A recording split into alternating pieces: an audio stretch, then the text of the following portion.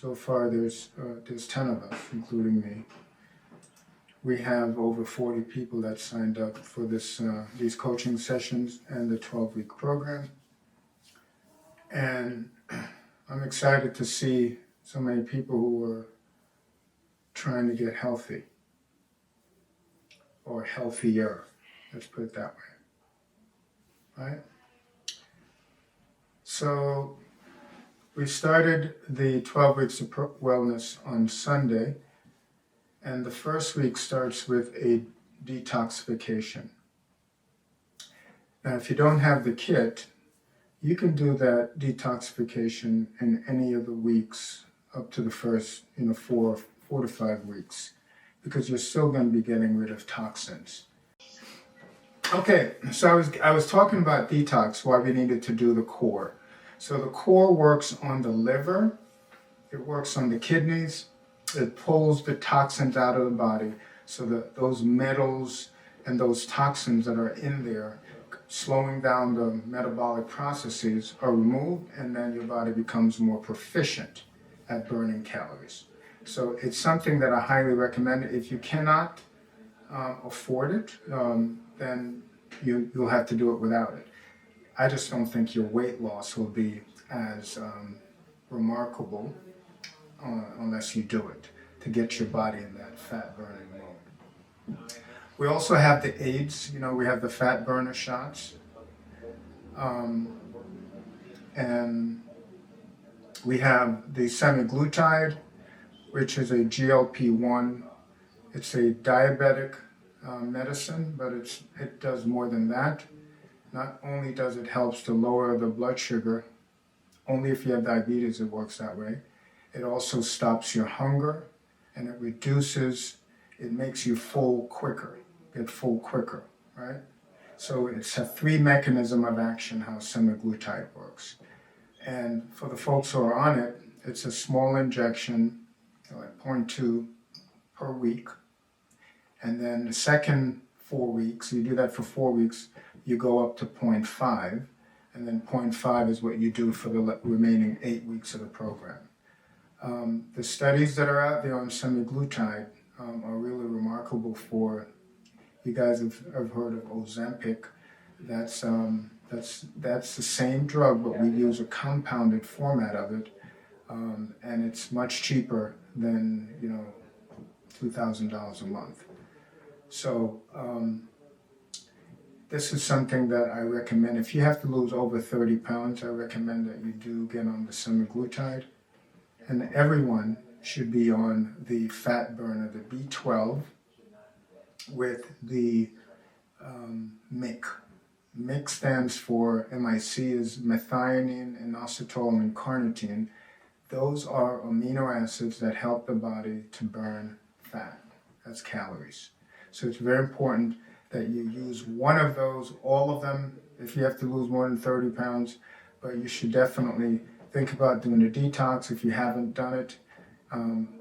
Many people who are not on this session is being recorded.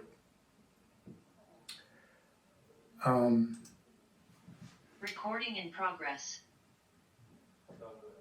Just double checking that, so they'll be able to hear what I'm discussing, but it's important. We have over 40 people who have signed up for the program, and many of them have come into the office to get their body and fat analysis, which is a BIA, body impedance analysis, which tells you how much fat you have, how much water weight, how much muscle, and how much bone weight you have. So the foods that we should be eating on this program to lose weight are basically meat, protein, and vegetables. If you're a vegan, you're going to have to eat beans, which are starchy, right? Black beans, red beans, kidney beans, lima beans, all those beans. They're about 50% protein, 50% carbs. It's not easy to do a low-carb diet when you're a vegan.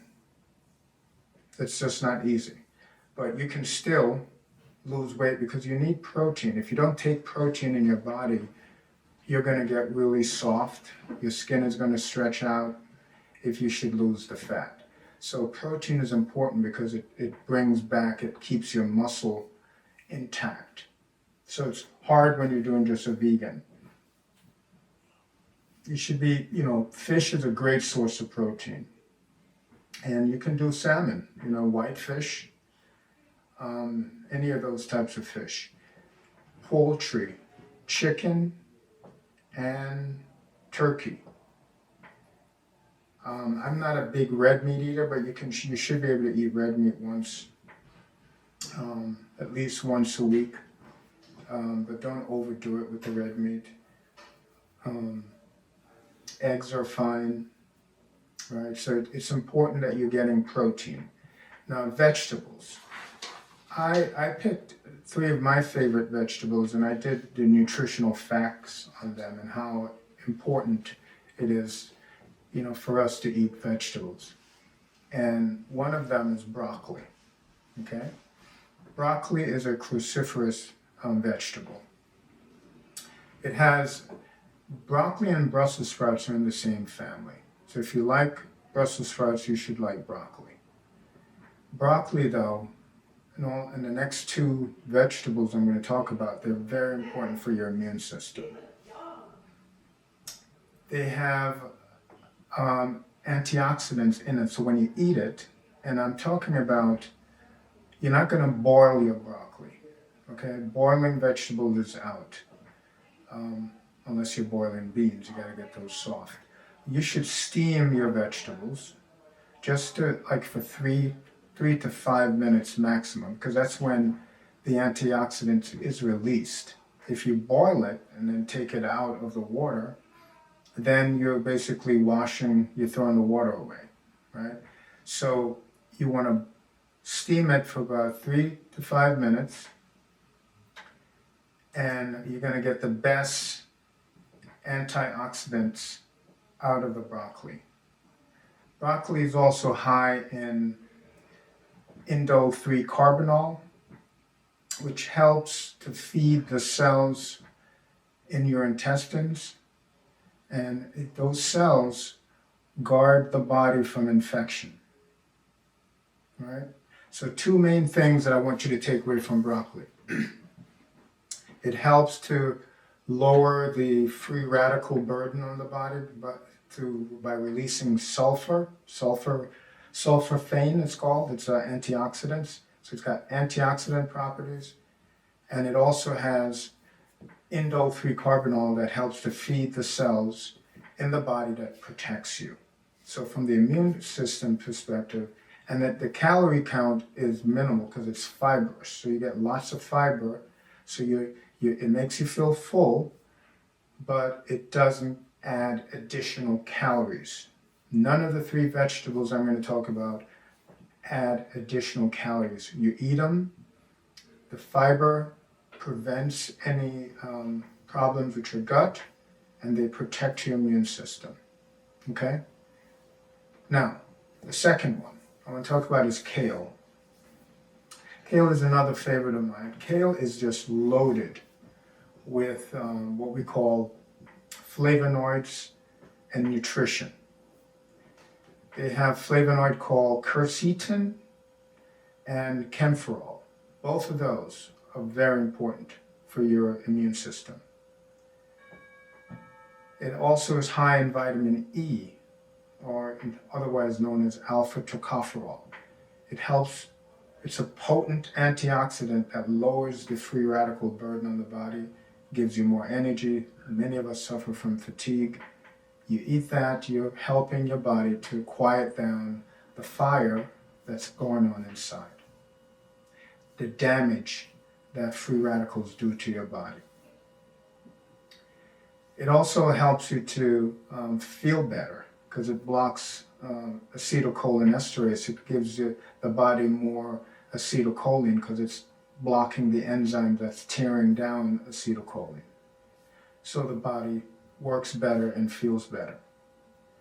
And kale is also a prebiotic, so that the good bacteria that's in your gut, it helps to feed those bacteria so that you can prevent yeast infections, that you can prevent overriding bacteria taking over, like E. coli or Clostridium.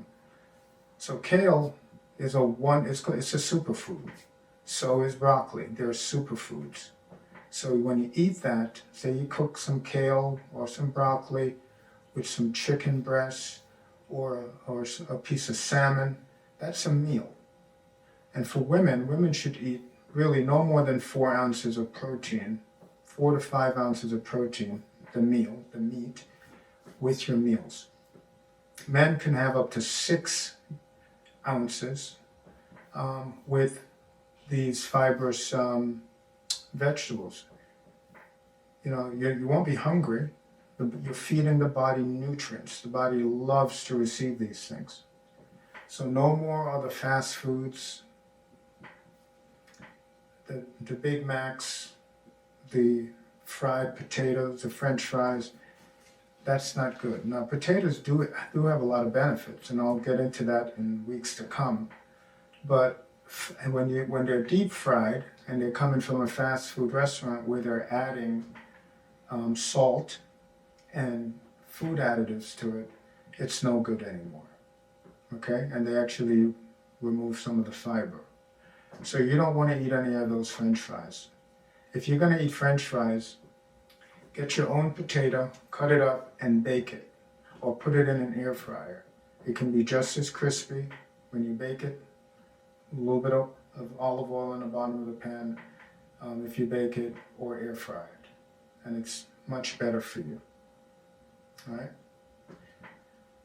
Now, the third vegetable is asparagus. Now, you know, if you've ever eaten asparagus and then, say, an hour later, you've gone and you've had to use the bathroom and you urinated, you'll notice that you'll have a foul smell to your urine. And that's because there's an acid in asparagus called asparagosic acid. And it's responsible for that smell. But it's a good antioxidant. So, you know, you can take that or leave it. You drink, you just flush it out of you. But asparagus also has quercetin, and it has the highest level of quercetin than any other vegetables except onions.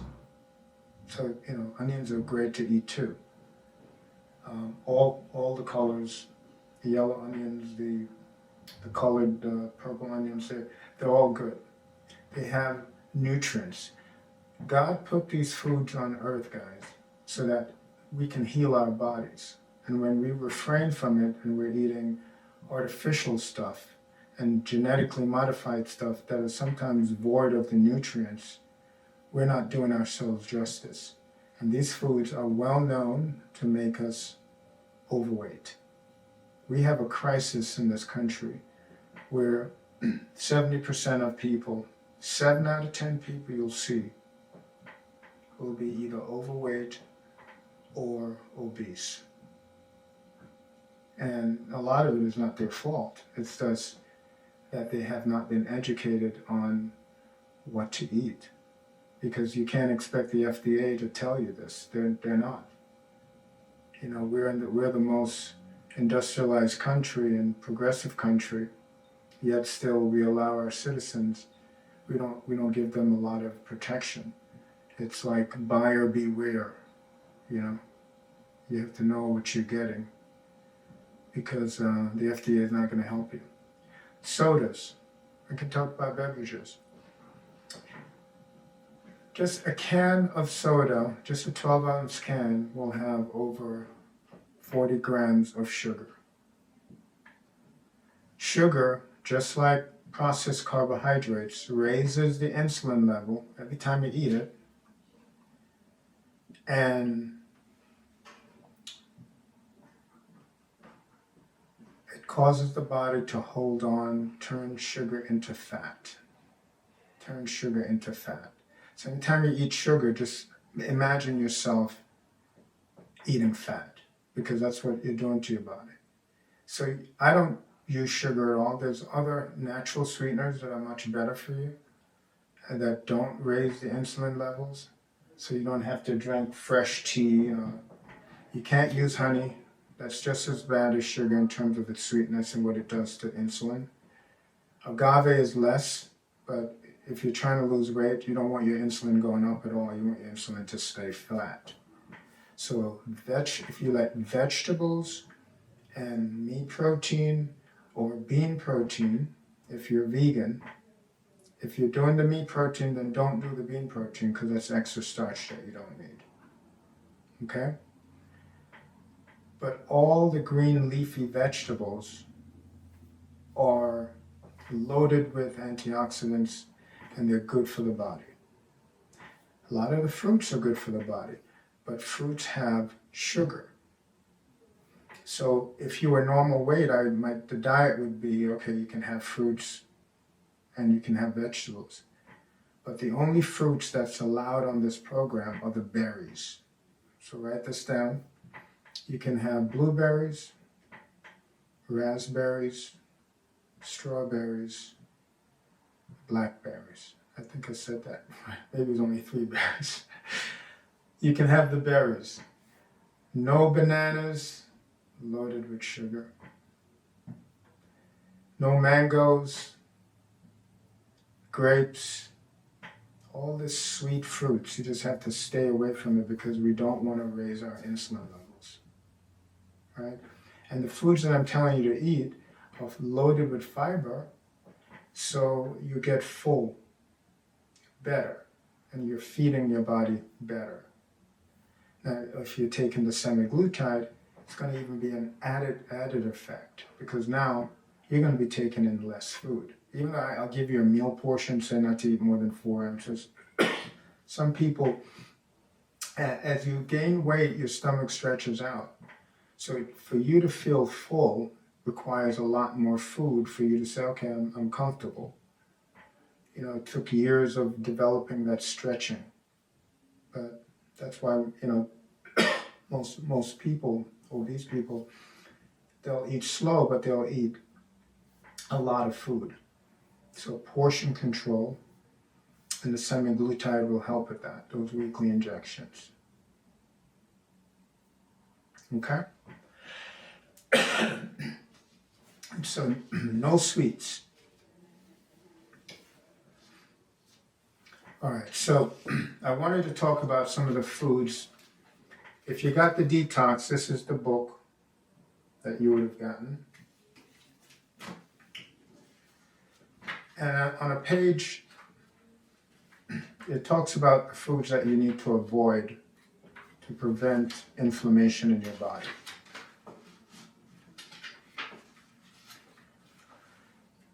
And this is a wonderful book,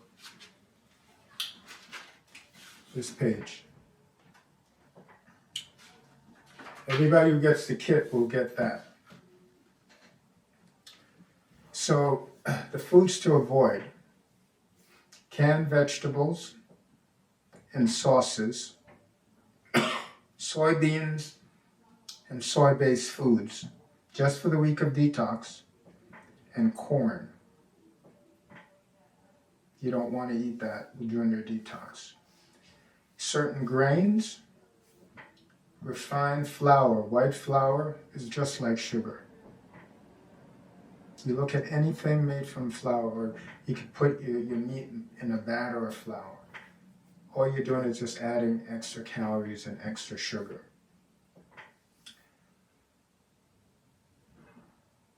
No gluten. That means wheat, spelt, rye, oats, and barley. Just during the week of the detox.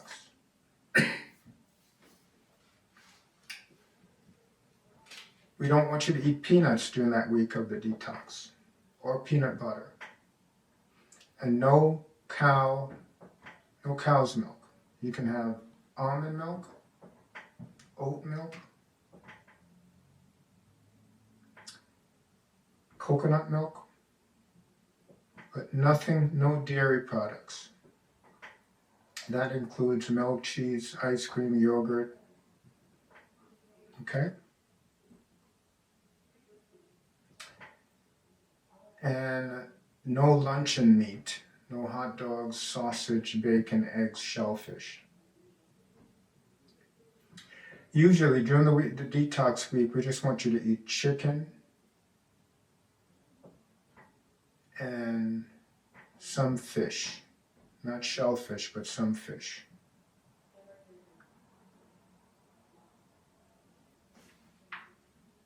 Wild caught fish, you can eat.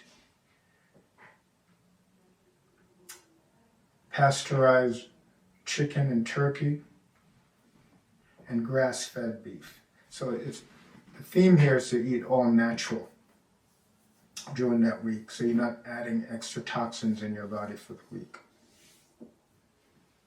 Okay? The berries you can eat, all the vegetables, including the 3 that I discussed. You can have wild rice, brown rice, quinoa.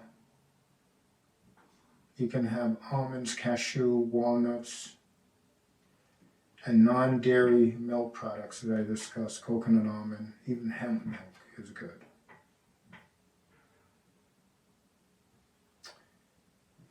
Let's talk a little bit about the fats that you need to avoid. Margarine, butter, anything within a hydrogenated oil you shouldn't take for the week.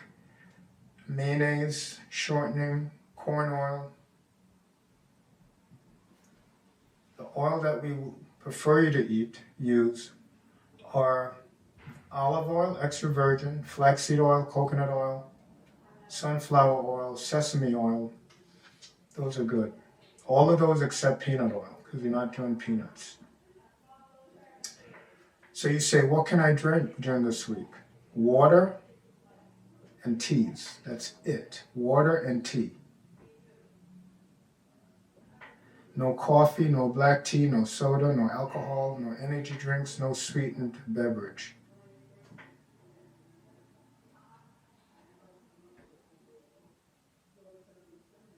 Okay? And the sweetener that I recommend is called stevia or monk fruit. Stevia or monk fruit.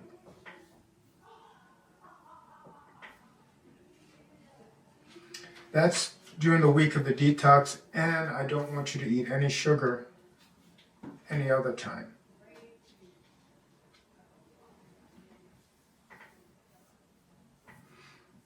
Okay?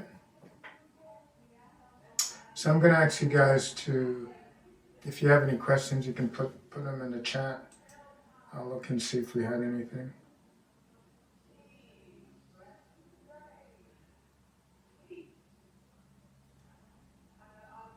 Miss Lindsay, can you hear me now? I guess, is that a yes?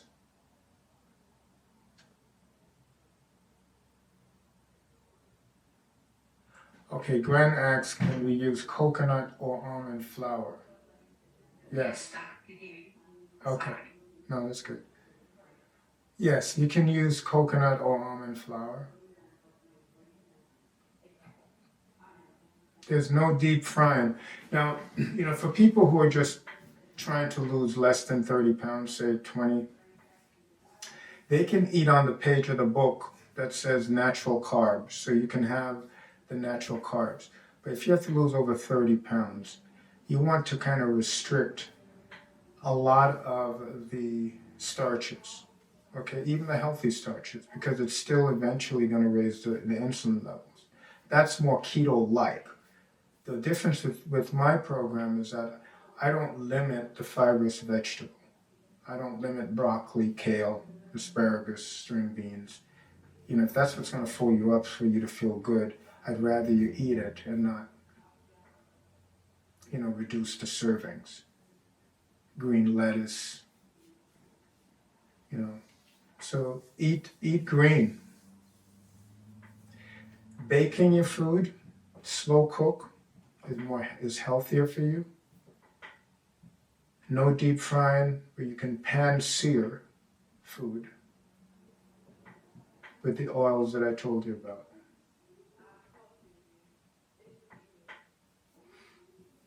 How many meals should you eat a day? Roby asked. I recommend at least 3 meals, but within that 8-hour period, If you want to do small graze throughout that time and do smaller meals, you can do 5. But you need to have a cutoff of when you're going to eat and when you're going to stop. So, skipping breakfast is fine with me. Breakfast is not an important meal. What it does, you're eating breakfast, you're putting more calories in your body at this particular time when the body hasn't really utilized what you gave it the night before. So you want to fast for 16 hours a day and eat within an 8-hour window. 10 to 6, 11 to 7, 12 to 8. And you need to give yourself at least 2 to 3 hours before you go to bed. We don't want you laying down after eating your dinner meal. Okay? So whoever picked up the detox last week and they're on it now, they should be on day 4. And they will notice that their stool would be softer and it would be more of a pastier texture. So it's pulling things out. The program is, you're drinking 2 smoothies a day and you're having 1 meal during the day. The first 2 days is hard for some because you're not eating any other foods besides the 2 smoothies and you're drinking lots of water and tea. If you get hungry during those first 2 days and you feel like, I can't do this, don't go eat a burger. Eat some vegetables that's on the meal plan. Eat some carrots or broccoli or spinach or something. But to truly do the fast well, you shouldn't eat anything. You should just drink the smoothies and drink tea and water. And the body gets used to hunger, because then it says, okay, let me burn what I have on me. It's not going to let the brain go without sugar. It's not going to let the heart go without sugar. It's going to use its reserves. All right? So I'm glad I'm taping this because we have only about 12 people on today. Last week we had over 23, and more people have signed up this week. So that, I guess this time is challenging for some. But everyone wanted me to tape it, so that we'll send the link to this tape, and you guys can definitely hear it again if you need to. Any additional questions? Let's see. Best and latest time to eat? Right. I think, skipping breakfast, obviously. Don't eat early. Let your body, let you get up. You can have, if you're not on a detox, you can have your morning tea or coffee and let the body burn what's on there. All right. So 10 o'clock is the earliest you should eat. 11 is even better. 12, better than that. Extend that time that when you're up, the body's utilizing more calories, burning it off, so you can lose the weight you want to lose. Now, somebody just said, Gwen said, does protein drinks break your fast? No, they don't. Not if you're doing the Daniel fast, you can do a protein drink. The first 2, the detox beverage has protein in it, but what it really has is glutamine, an amino acid that helps to heal the gut. Amino acids are important, and it's like food for the good bacteria as well in the gut. Protein drinks are a good way of restricting your calories, because you're only going to get maximum of maybe 300 calories in a protein drink, 20-gram protein drink. And if you can keep your calorie count down below 1,800, 2,000 at the max, you will see the weight come off every week. But if you overeat or drink something you shouldn't, the beverages are important. They're very important. You know, people can just be on a liquor diet and gain weight. Remember that. Okay, so after the detox week, moving forward, is whole grains important? What type of whole grains should we eat? So if you're doing the keto-like, whole grains should not be eaten. If you only have to lose, and I know who acts at Christie, like 20 or up to 30 pounds, you can do whole grains. But it should be natural whole grains, okay? What I mean by that, you know how you guys like to go out and buy rice? That's a grain. But you get the rice that's bleached, the Uncle Ben white rice. When you're eating white rice, that's not the way it came. It had a shook on it, and some fiber on it. And they put it through the mill and will remove it, and all that's left is just the carbohydrates. It's really not a lot of nutrition. It's a starch, because you've removed it. You've removed the crux of the benefit of the rice. So whole grains, you can do whole grains. That's why they say whole. They call it a whole grain. In other words, we haven't messed with it. We haven't taken anything apart. We haven't filtered it. We haven't bleached it. It's a whole grain. So whole grains are fine.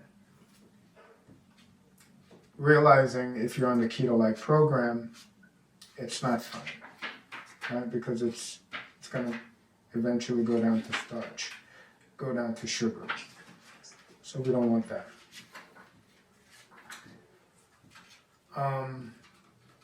Yeah, like whole wheat. So on the detox program, they recommend wild rice, brown rice, quinoa. Then there's a buckwheat and gluten-free oats. And you can do oats. A lot of the oats manufacturers will process other wheat products, and they use the same mill to do it. And a lot of the gluten will get on your oats. So you have to find, it has to say gluten-free.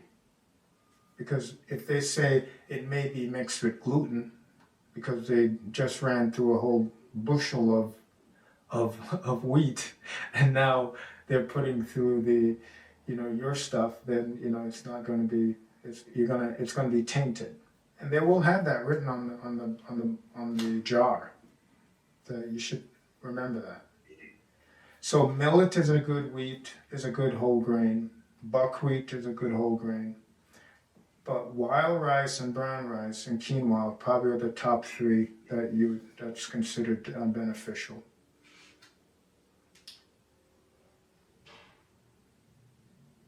So if there's gluten in oats, don't eat that. Wheat has gluten for sure. Spelt, barley has gluten. But, you just have to you have to read your labels. It's all about that. All right. So any questions about how to administer your injections if you're on them? Fat burner, semaglutide? I will need help on that, Doc. Tomorrow when I'm in the office, You can I get can it. get them. Okay. I'm just terrified to do it. Okay. Roby asks about walking 30 minutes a day. Yes, activity is important, and you don't want to rush into doing like an hour or doing any weight training. Walking is preferred. If you can't walk, then you get a stationary bike and do that for 30 minutes. And I recommend not 3 days a week, because the American Heart Association says most days a week. So most days a week means 5 days a week. You can spare 30 minutes. And Chelsea asks, if I'm normally sleeping during the day, should I do the immediate fast at night or still have the first meal in the morning? If you're sleeping during the day, you don't want to have a meal right before you go to bed. If you're up at night, then the times that you're up at night is the time that you should get your 8 hours of eating in. So you should eat, say you get up and you're doing an 11 to 7 shift, and you come home at 8, you can have some tea, you go to sleep, you don't want to eat and then go to bed. That's just a big setup, and that's why most people who work at night are overweight, because they'll eat and then go to sleep. So say you get to bed by 9, 8:30, you sleep, you're 7 to 8 hours, and then you don't eat again until you've waited your full 16 hours, which would be right before you go to work. And then you can eat while you're at work, the other 2 meals. Yeah, night shift presents an interesting dilemma because when you work at night, your hormones are flipped and it contributes to weight gain. Look at most people who work at night. Most of them carry some extra weight. Okay? So that's what I was saying, that some of these, folks, they get overweight, and, it could be related to their jobs or their careers. But just be educated about what you're putting in your body.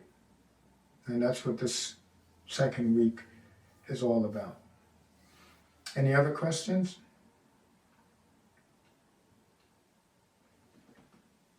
Okay. Oh, I have a question. The injections, I had them draw those up for me. And how much of the needle do you put into the skin? You want to get the bevel in the skin. The bevel is the sharp part. You want to, every needle has a little bevel. You want to make sure that's in, because it's a sub-Q shot. And then you just push a little bit beyond the bevel to get into the fat. It's not an intramuscular where you go straight into the muscle. It's a sub-Q. So you just want to go about there and squeeze it. Okay. Yeah. Should be at a 45. I see Charlene shaking her head. I'm not sure why. What's that about? She's like, oh no, I couldn't do that. You can't give yourself a needle. Yeah, you're not the only one. There's a lot of people who are afraid of that. But it's once a week. You can do that once a week. It's not every day. It's not like you're diabetic. We have to check your fingers. You have to check your sugar 3 times a day or 2 times a day or even once a day. This is easy. Just think of the benefits. It's going to make you lose your hunger. Right? And it's going to give you a full feeling so you don't feel like you're hungry. So those are good things to do.